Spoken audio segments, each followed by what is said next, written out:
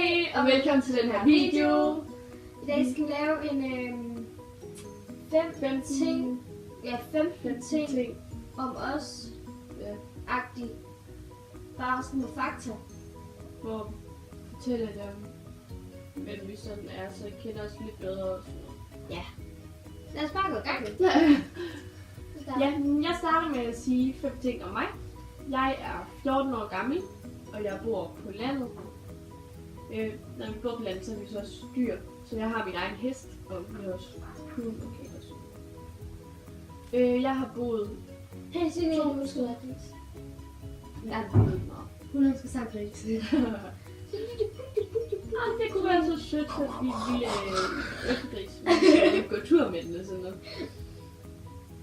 Kunne det ikke være mega hyggeligt? Jamen så man sætter snor på den, ligesom en hund, og så går tur med den. Nej, det kan hun ikke. Jo, hun kan så. Nej. Jo. Skal vi ud og gå tur, lille efter? Altså, hvorfor tror jeg, at hun gider at gå i snor? Lige med en mus. Hvis man kan gå tur med en hund, så kan man sgu da også gøre det med en gris. Det er lige meget. Ja. Vi går videre. That's it.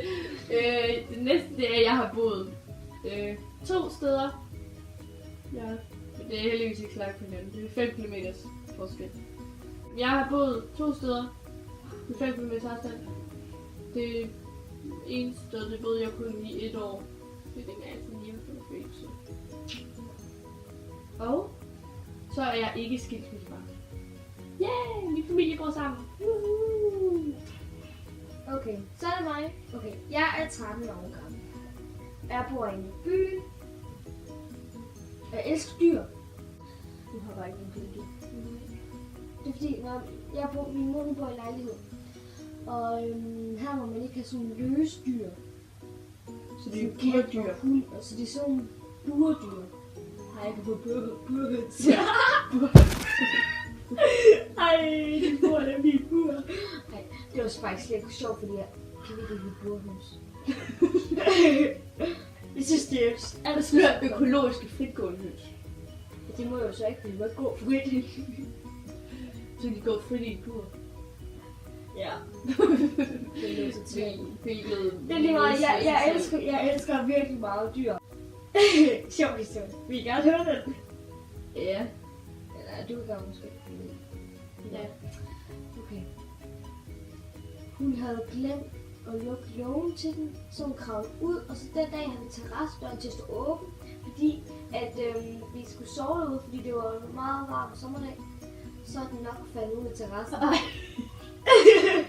Og Altså ud over altanen. ud over altanen, så nok død. Det var ting, som lever herinde i lejligheden som en mus. Det er en mus. Det tror jeg ikke, den gør. Jeg tror ikke, den gør, fordi det er nok død, så. Jeg er sult. Mus eller den der, tror jeg okay. Det er ikke heroppe i lejligheden. Jeg spiller ikke noget på gulvet. Jo, okay, videre. Ja. Jeg har boet i Kolding, og så flyttede vi til Sønderborg, fordi min far fik arbejde der. Og så da jeg fyldte 3, så flyttede vi her til Grænsted, fordi at der skulle starte en børnehave. Ja. Okay, og så den sidste, det er, at jeg er skilsmissebarn. Både fedt og noget. Ja, og nu skal vi så have 5 ting om os. Sammen. Så du kan blive til stedværende igen. Ja. Men først til, vi er kusiner. Woohoo! Ej, du se, vores trøjer matcher næsten. For det andet, Så har vi den samme dårlige humor.